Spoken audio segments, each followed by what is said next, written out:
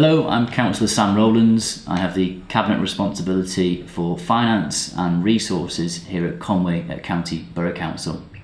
This morning, one of our scrutiny committees had a very good discussion on the Council's finances around what are very difficult decisions for us and for councils up and down the country. And like other authorities, we are faced with some really tough decisions. We're facing a very poor Welsh Government funding settlement, which would leave us at the moment around £15 million short in the next financial year. And we don't just have a statutory responsibility, but we also have a moral responsibility to look after those who need it most. Our elderly in our community, our grandparents, those who are vulnerable, and our youngest members of our society, our children who attend our schools. And demand for these services is rising.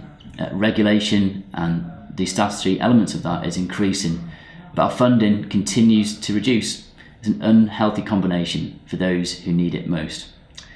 And today in the Scrutiny Committee there was a proposal for a council tax rise higher than we've seen previously, and this would put us on par with our neighbouring authorities in regard to that level of council tax, but it's certainly something which we are not proposing lightly. It's something which is being considered carefully and we've worked on for a long time in anticipation of this poor settlement from Welsh Government.